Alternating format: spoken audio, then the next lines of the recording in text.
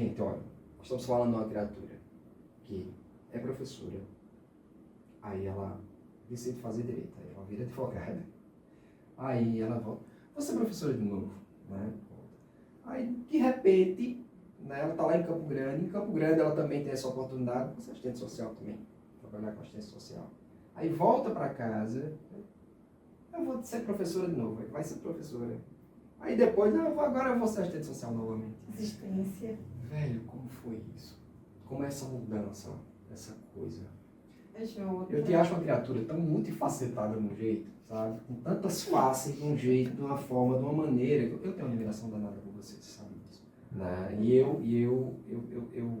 Essa minha admiração é exatamente por isso. Por essa coisa múltipla que você consegue ser, essa coisa camaleônica que você consegue ser. E como é agora estar trabalhando com trabalho de desenvolvimento social agora? Pronto, Jota. A assistência social, muito embora eu não tenha o curso de serviço social, mas em Mato Grosso do Sul eu já trabalhava na assistência, fui concursada, trabalhei lá por quase 16 anos na Secretaria de Assistência Social do Estado. Então, no Estado, funciona um pouquinho diferente daqui da ponta, né? A experiência aqui na ponta é bem diferente do que a experiência em nível estadual. Mas vamos falar de Emésia na assistência. Né? Eu gosto de estar perto das pessoas de verdade. Pessoas que são de verdade. E eu gosto de poder ajudar as pessoas. Então, a assistência social, ela me dá essa oportunidade. A Secretaria do Trabalho e Desenvolvimento Social me dá essa oportunidade de ajudar aqueles que mais precisam. Porque aqueles que mais precisam são os que são menos enxergados. Não enxergado como número, sabe, Jota? Não é número, como pessoa, como ser humano que precisa ser ajudado, precisa de atenção. Então, estar à frente da Secretaria de Assistência Social, para mim, não é status. É a oportunidade de Para mim é a oportunidade de servir as pessoas. É de me colocar no lugar daquele outro ali. E como eu gostaria de ser atendida? E se fosse eu que estivesse no lugar daquela pessoa? Como eu queria ser recebida? Porque até para dar um não, você tem que dar com amor. Para dar um sim, tem que se dar também com amor. Um sim sem amor, ele equivale a um não. Tá bom, vou fazer isso aí, vou resolver isso aí, pronto, tá bom pra você? Não é assim. Poder entrar na casa das pessoas, ser bem recebidas, Jota. Poder passar na rua e as pessoas dizerem pra mim, nossa, Emésia, naquele dia que eu fui na secretaria, que você me atendeu tão bem, que eu saí de lá impressionada. Jota, isso não é para ser exceção. Não é para ser exceção. Atender bem, para quem é um servidor, é um dever. Se eu fiz concurso, ou se eu me coloquei à disposição da população, eu estou lá para servir, não para ser servido. Eu tenho que dar o meu melhor. Eu tenho que deixar histórico onde eu passar. Eu tenho que deixar as portas abertas para quando um dia eu precisar voltar. Eu tenho que me colocar no lugar do servidor. Eu tenho que me colocar no lugar do usuário que procura o sistema. Eu tenho que me colocar no lugar da gestão. E aí, como fazer agora? Como resolver determinado problema? Procurar, se eu não sei, eu procuro quem saiba. Vou atrás de respostas, ligo, busco, até conseguir resolver aquela situação. Não é simplesmente Emésia, a Secretaria de Assistência Social. Não é. É estar na secretaria. É ser secretaria. É me colocar à disposição das pessoas mais vulneráveis. É poder saber que elas podem contar comigo. Que elas sabem disso. Que elas podem me ligar de manhã, de tarde, à noite, de madrugada, a hora que precisar. Meu telefone fica ligado. E quando eu não escutei a chamada, eu retorno. Quando eu não pude responder aquela mensagem, depois eu dou um feedback para aquela pessoa, depois eu procuro dar uma resposta para aquela pessoa. Pode passar 1, 2, 3 que eu não consiga responder? Pode. Quantas chamadas tem por dia no meu telefone? quantas mensagens chegam por dia no meu telefone. Pode ser que um ou outro eu acabo não respondendo e peço desculpas. Mas eu sempre digo, se mandar mensagem e eu não responder, me liga, vai na secretaria. Eu vou tentar te ajudar. Você estava em Campo Grande, você trabalhou com assistência social em Campo Grande. Vi para a Aurora para trabalhar com assistência social na Aurora, pesou, foi assim, aumentou, quadruplicou a responsabilidade que você já tinha por estar na Aurora, por estar em casa. Ah, é diferente. Por ter uma história, por ter a história do seu pai, por ter toda a coisa. É diferente, Jota. Servir ao nosso povo é diferente. Eu sei, é filho de quem? É filho de seu fulano, é neto de seu cicrano, é diferente. Nós aqui nos conhecemos por apelido.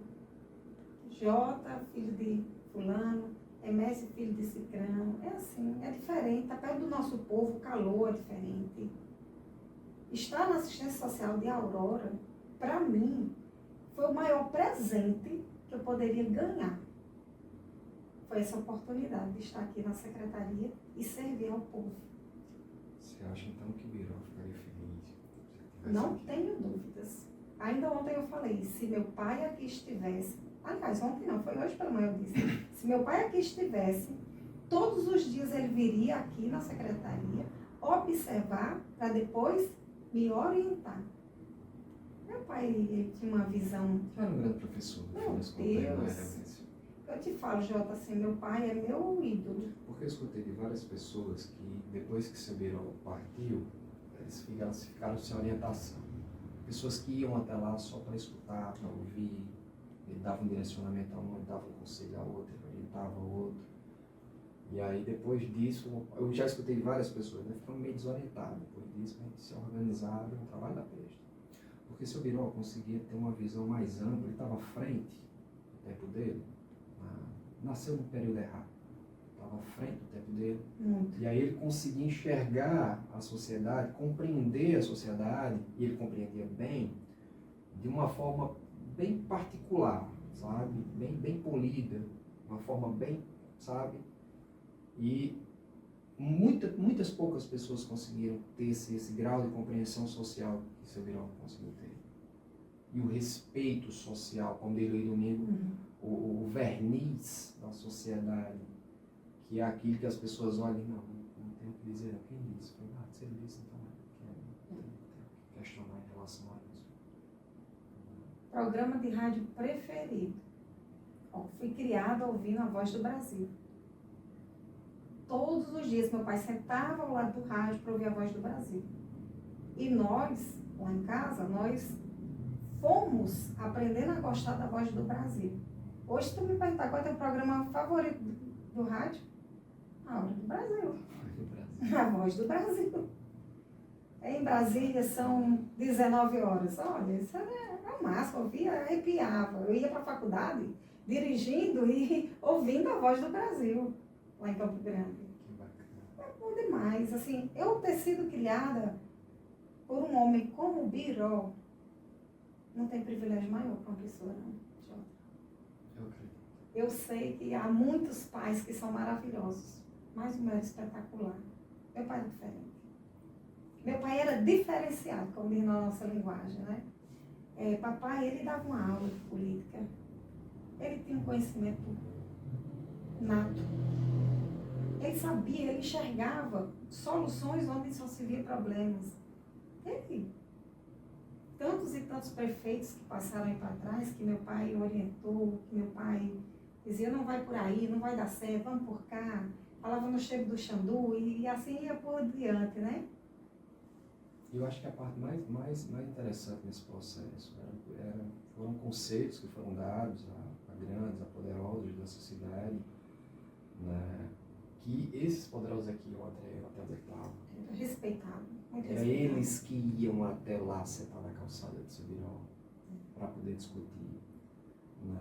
Eu me recordo aqui de pelo menos 2, sem nomes, né? Que iam basicamente todas as noites para casa de seu Biró. Sentar lá, nem que fosse 10 ou 15 minutos, que é para discutir. E ele, quando via alguma coisa que estava errada, ele dizia, minha irmã, isso aqui está errado, isso aqui está troncho, precisa consertar isso aqui. Paz, pelo amor de Deus, escuta isso aqui.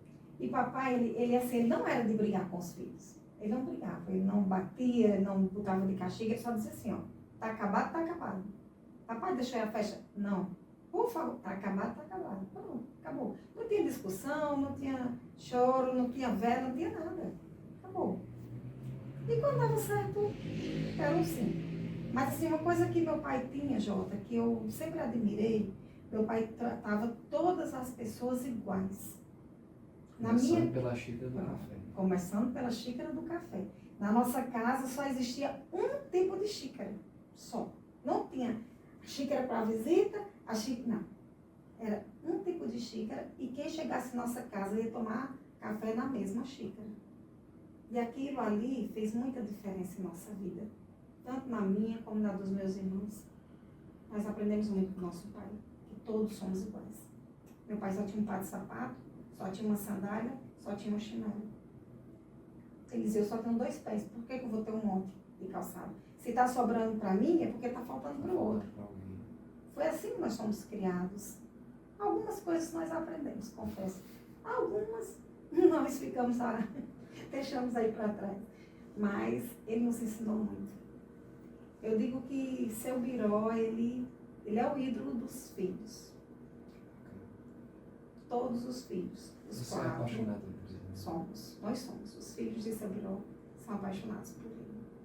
E aí, depois de 22 anos, que ele já foi ao encontro do pai, assim, nós nos recordamos com muitas saudades, mas também com muita gratidão, porque não poderia ter tido um pai melhor.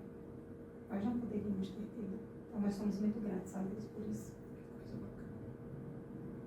Deixa eu fazer uma pergunta. Voltando ao assunto anterior em relação às artes. Alguém herdou essa veia artística? Na nossa família, na minha casa? Na sua? Sim. Sofia, uma bailarina de mão cheia. Porque a família de Boom toda é uma família de músicos, Também. é uma família de artistas, É a família dele toda. Não sei se ele também é. Não, porque não quer. Mas se ele está tocando o contrabaixo a nota errada, ele já identifica na hora. Tá desafinado aquilo ali, porque o instrumento ali tá. Mas não quis. Ele entrou na polícia através da banda de música, porque o irmão era maestro e ele enveredou esse caminho, mas depois desistiu. Foi para a fileira, como diz na polícia, né? Saiu da banda de música, mas todos têm essa veia artística, todos. Na questão da musicalidade, todos eles têm um ouvido muito afinado. E a Sofia, ela é uma bailarina de mão cheia. Tem a mãe da Miss? Eu assisti uma apresentação dela que aconteceu recentemente lá no CSU. Eu achei lindo. Todo mundo ficou encantado com aquilo. E a mãe baba, né? Não sei se você vê a mãe lá no vídeo, babando, né? Eu nem piscava, só olhando. E o teu menino? Falando de Sofia, só mais um pouquinho. Não tem a mãe da Miss? Tem. Eu sou a mãe da bailarina, sabe? Aquela pessoa que se realiza na filha como bailarina. Meu sonho era ser bailarina. Eu tinha muitos sonhos quando era criança. Um deles era ser bailarina. A Aurora não tinha balé. Pois é, isso era coisa de outro mundo. Na Aurora, balé, não tinha. E minha filha resolveu ser bailarina através de um projeto social e que ela cultiva dentro dela esse sonho de trazer um projeto social para a Aurora, de desenvolver um projeto social. Eu acredito que tudo está conforme a vontade de Deus. Na hora correta, Deus proverá. Se quiser. E o teu menino? Heitor... O menino puxou essa veia também? Não, o meu menino ele gosta de política. Ele é um seu birose. Eu e o Heitor, nós ficávamos horas e horas falando de política. Gostamos do assunto política. Então, porque ele tem até o jeitinho de papai, né? Aí Magrinho, já herda de Biró. É. Biró gostava, achava bom. Pode ter certeza, se meu filho tivesse naquela época nascido, ele teria sido perseguido pela ditadura militar também. Ah, meu filho, pode ter certeza. E Messi também, não tenha dúvida. Nós vamos depois fazer um outro momento desse daqui, só para falar de Biró e dessa história bacana dele, né? A história dele é muito bacana. É linda a história. Muito bacana. É linda.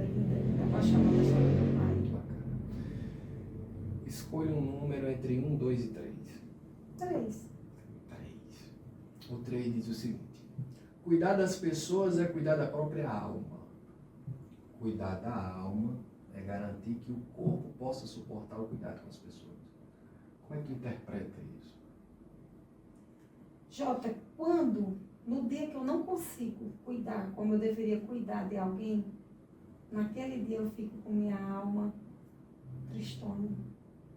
Meu corpo entristece. Então, cuidar das pessoas, amar as pessoas, eu poder, né, me dedicar às pessoas.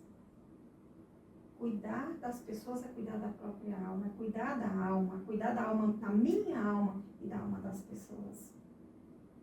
É enxergar pela janela dos olhos, quando alguém não está bem. E isso, Jota, é raro hoje. Sabe que isso é um dom, né? É raro. Nem todo mundo consegue ter essa empatia com as pessoas. Guardado. Eu tenho encontrado alguns relatos sobre o trabalho que você tem feito, e isso tem me deixado muito feliz. Primeiro, porque ele conhece há muito tempo, segundo, porque gosta muito de você, terceiro, porque ele tem uma admiração e um respeito muito grande.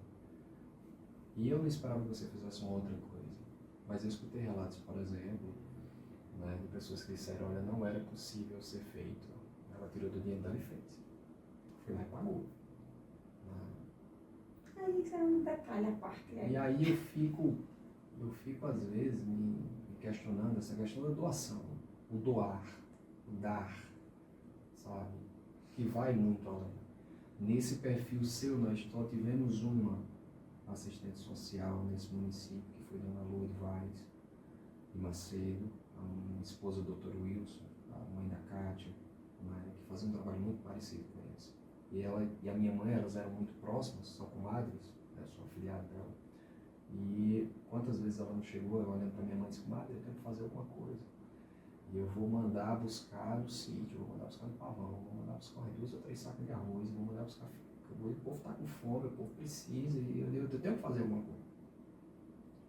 E aí quando eu vejo, por exemplo, relato de pessoas dizendo isso em relação a você, eu imagino 1 em 1 milhão faz isso. Porque as pessoas geralmente estão mais preocupadas com o status de que eu sou secretário, eu ganho isso, o resto foda-se, e você faz exatamente o caminho inverso. Por isso que eu perguntei, trabalhar com assistência social do seu município, né, tem um outro peso, é outra medida, é uma outra responsabilidade de fazer mais e melhor, cada vez mais e melhor? É uma grande responsabilidade, Jota. Porque todos os dias eu me cobro, eu preciso fazer melhor do que ontem. E quando eu acordo, eu já fico pensando: o que é que eu tenho que fazer hoje? Eu vou fazer isso, eu vou fazer aquilo. E quando chega o final do dia, que eu não consegui cumprir tudo aquilo que eu tinha planejado, aí me entristece, porque eu sei que amanhã eu já vou ter mais coisa para fazer. Porque eu deixei algo para trás, né? Mas cuidar de quem se ama é fácil. É fácil. Eu amo os aurorenses, eu amo a Aurora, eu amo esse lugar, eu amo minha terra, eu amo servir as pessoas. E algumas pessoas falaram assim: você vai ser candidata a vereadora? Né? Eu disse: não, mas você trata a gente tão bem. Ô, Jota, foi decepcionante para mim. Como se fosse uma obrigação, né? Sabe assim, o interesse, você trata bem porque você tem um interesse por trás daquilo? Não, meu interesse é ver as pessoas melhores. É ver as pessoas saírem de lá satisfeitas. Mas infelizmente você compreende que isso é real, né? A sociedade, ela é assim. Infelizmente, assim, mas assim, Emécia quer deixar o trabalho dela na assistência, e Emécia quer ser reconhecida como uma pessoa que tentou contribuir, que buscou contribuir com a população de Aurora. É a filosofia que prefere ir primeiro. Sim. Para não ver os seus erros. Com certeza. Eu peço a Deus que seja feita Claro. a passagem que é natural. Claro. É natural. Claro. Né? Aquilo que estamos, que pensamos que seja o correto. Mas você não consegue conceber a ideia do sofrimento de perder os seus e você vê. Não. Não gostaria de perder as pessoas que eu mais amo. Né? Interessante. Você se acha importante por por estar secretário e poder ajudar as pessoas do seu município? Não. Poder fazer um trabalho assistencial tão importante como esse que você vem fazendo, de assistência, de amparo, de acolhida, que eu venho acompanhando de perto e posso dizer com propriedade, porque eu sei. Você se acha importante por isso? Não, Jota. Eu não me acho importante. Eu acho importante o que eu faço. Mas eu não me acho importante. Seria arrogância demais da minha parte achar que eu não, nós fazemos. A assistência, ela é composta de várias pessoas. Então, nós fazemos, nós servimos, nós estamos lá para dar o nosso melhor. E o que eu faço, eu acho importante. Bacana. E com o que é que você sonha à noite, Emerson?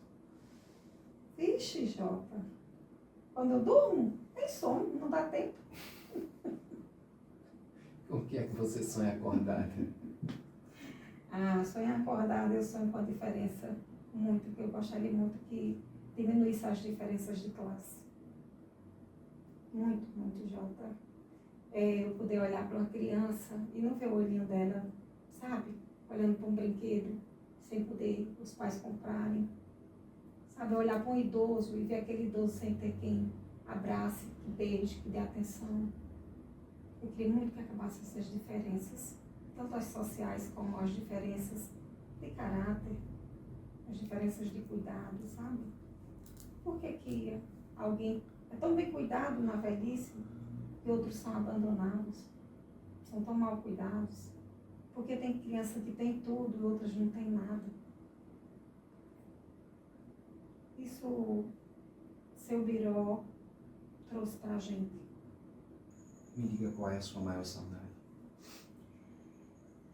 Minha maior saudade é da casa do meu avô, cheia de gente, sabe? Porque lá eu tinha todos os meus.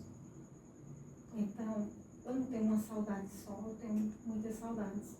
E a casa do meu avô, nós íamos todos os tios, os primos, meu pai, minha mãe, meus irmãos, meu irmão, minhas irmãs já eram casadas, né, nessa época. Eu sinto muita saudade daquela época, Jota. Era tão bom. Todo mundo junto, em cima do carro do livro do padre, do meu tio. Sabe, ia todo mundo pro sítio, voltava todo mundo do sítio. Todo mundo cansado, depois de um dia de traquinagem lá no sítio. Era muito bom. Nós tínhamos 3 passeios que a família fazia todinho durante o ano, né? Um era para casa da tia Zilca, que é a mãe dos meninos do supermercado Gonçalves. Outra para casa do vovô, lá no sítio Japão. E a outra lá para casa do meu tio, no Riacho do Rosário. Então, juntava a família todinha no carro do meu tio Luiz do Padre e íamos todos. Essa é a grande saudade que eu trago, assim, de recordação da minha infância. Agora, de pessoas são meus pais. Eles são a minha maior saudade. Como eu queria ter aproveitado mais, ter vivido mais. Mas, infelizmente, quando a gente está junto, nem sempre damos o tempo de qualidade.